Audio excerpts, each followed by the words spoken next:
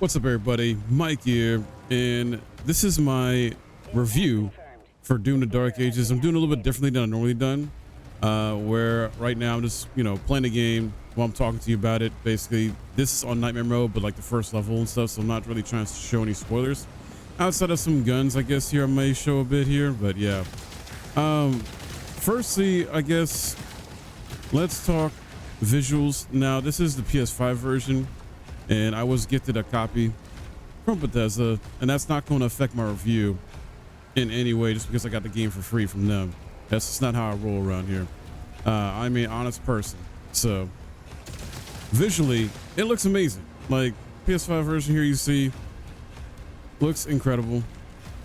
And overall presentation, yeah, it's more cinematic and more in your face story. Voice acting's good. Load times are fantastic, and just the look and feel for the most part is really good. So trying to get to a spot where more enemies are at so I can just like fight them and stuff. And the music, it's all right. It's all right. I got this turned down quite a bit, but the music kicks in. It's probably still fairly loud. It makes it loud here. And as you hear it now, like, it sounds good. It's not bad. It's not. I'm a little biased though, because I really loved Doom 2016. And what helped me really like that game is its music by Mick Gordon. So while the music is good here, it just doesn't hit the same to me. Just doesn't. And I've talked to people in my community about it too, and they feel the same way, but also feel like it's good. Some really enjoy it, and that's fine. You are allowed to like the music of this game, and like in many aspects of this game, or dislike them. I like the sound of the shotgun here, the weapons, things like that sound really good.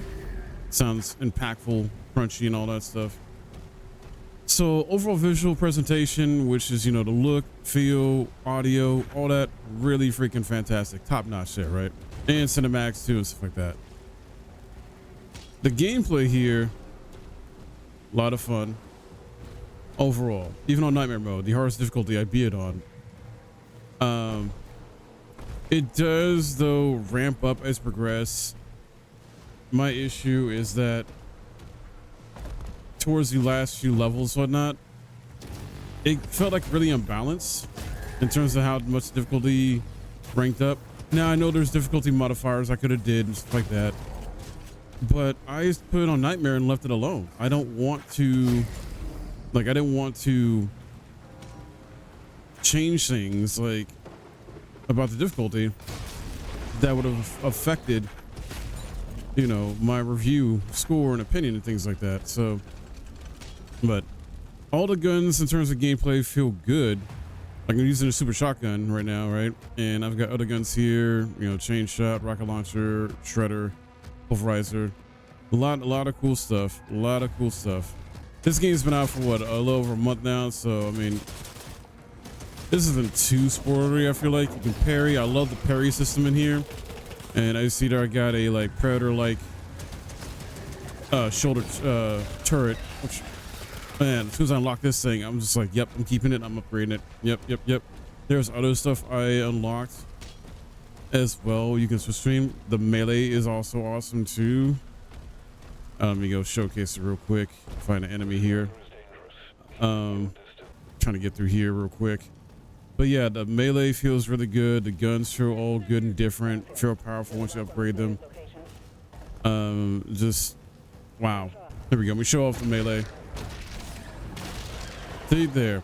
So, and then that powers my gun, right? You get to shoot these skulls at enemies. This is really cool. Which you probably saw a bit ago. Hold on. Like, pulverizer is one of my favorite guns because you shoot the skulls at them, and it's so epic that you get to do that. Rocket launcher is really good. Cycler is really good for shields. I don't think I'll have any shielded enemies here.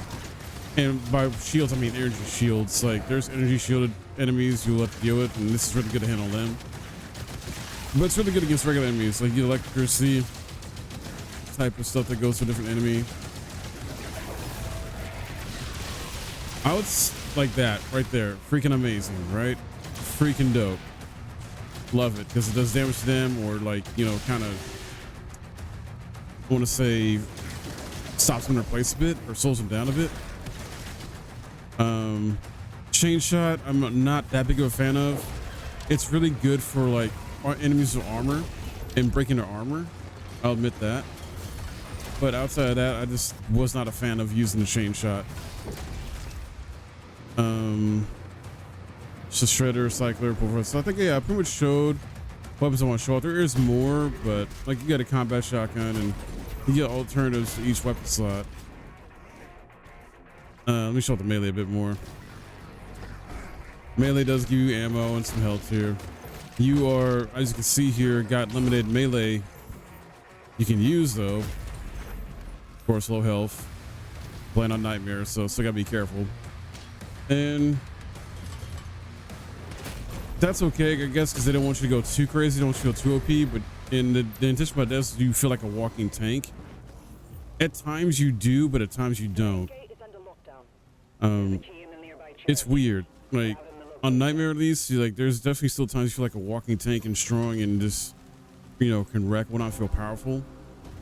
But there's plenty of times where it doesn't, because like later in the game as progressed, on Nightmare difficulty at least, you know, it gets more challenging, gets more daunting, gets crazy, chaotic, and hectic. And it's like, and there's some sections where it feels a bit unbalanced, because there's quite a bit of times I was getting stuck on stuff. Enemies felt too OP. And then there are times I felt a little too OP. It's like, wait, what is going on here? Like, I know I'm getting better at my skills, things like that, but I don't know. It's so, because I know they did a patch. I'm reviewing this as its current state, not the launch version. They did a patch that's supposed to make the Nightmare difficulty even more challenging, which they did. But I think it may have had some other effects where it just, I don't know, unbalanced things towards later on, I think. At least that's how it felt. There's cool stuff where you can, you know, essentially unlock a Pacific Rim like type of like mech. That's really fun. There's like a few stages of that in this game. There's a few stages where you ride a dragon and just fly in the air, just wrecking stuff. That's freaking fantastic. So all in all, like when it comes to the gunplay, the melee, it's a lot of fun. It's just unbalanced in other areas, in my opinion. Unfortunately, boss fights are not all great. There's some that are just like are repetitive. Unfortunately, they recycle bosses and make them into like regular enemies, which I cannot stand as a video game design choice. I don't get why people do that still to this day. It's so annoying because it's like it kind of devalues, in my opinion, the boss, instead of letting the boss be like a unique enemy that you fought once, or if they had a second or third phase, you know, you fought them in that grueling fight. Well, still just fought him once, but you know what I mean. Like, just fought him in that grueling fight. It was a great time. So yeah, I don't like that. It's just you fight them that one time, but then some bosses you just get put into regular enemies, and they're just like elites or whatever the heck at that point. So that's annoying. Another thing is when it comes to boss fights, and I'm not trying to be too spoilery here, but the final boss itself, like the way it's structured, the last few chapters should have not even been done the way they were. Like, it felt like padding. Straight up, this is supposed to be their most big epic like Doom game ever, right? They made it longer than Doom 2016, Doom Eternal, and I don't think that was a good decision. I don't think that was the best decision. It felt like it dragged on. I was just ready to be done. I lost interest in trying to get collectibles. As I was progressing, I was just like, nah, I just want to get done with this. I'm ready to be done with this game. And that's not good, in my opinion, when a game makes you feel that way. I would have felt that way if I was playing on normal difficulty too. And how the final boss is done, like, no, they made you fight the final boss like 5 freaking times in total, but in 2 separate, like, just 2 last chapters or missions. You fight a boss like 3 times in the second to last chapter, then 2 times in the true final chapter. Like, that's ridiculous. And there, not only that, it was repeated like attack patterns. It wasn't much of a difference in the freaking structure of the fight. And the first time you fought him should have been like, it was a 3-stage fight, which is fine, but that should have been it. That legit should have been it. There should not have been an extra chapter tacked on to fight him. No, they should have made it to where that was it on Hunter. So just it went an extra chapter for no freaking reason, in my opinion, only just to pad out content. And like, you got these demon gate stuff that's cool, and I get they want to, you know, make this a bigger game. And obviously here there's big ass map. It's not open world, it's like semi-open world. But this is honestly, it got to be daunting. There's like a lot of these maps that also make the levels longer, make the game longer, and kind of felt like they're just padding on content because you're doing a lot of the same stuff where you're going to each of these zones, taking out, you know, a set group of monsters or whatever the heck, and it's just repetition. And don't get me wrong, a lot of games had that where it's the same like game loop or whatever the heck type of stuff.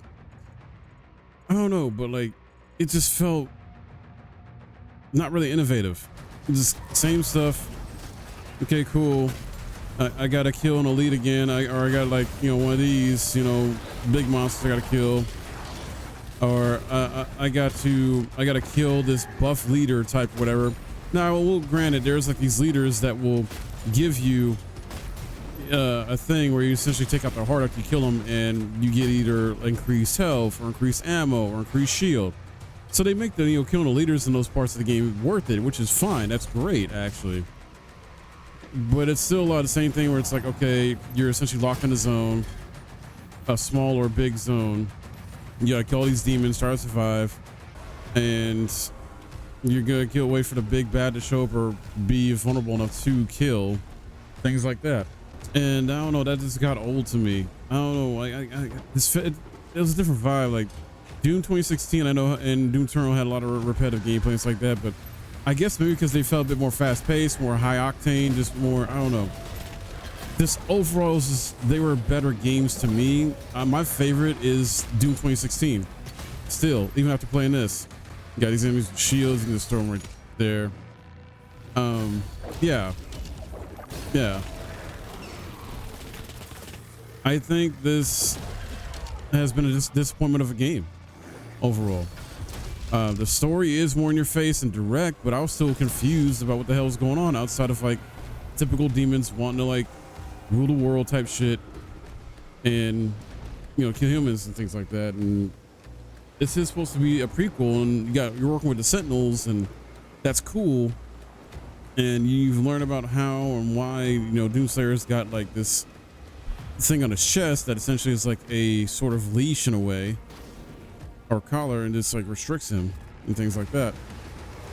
You learn about that and other cool stuff for the lore. It was great, but I was still kind of confused.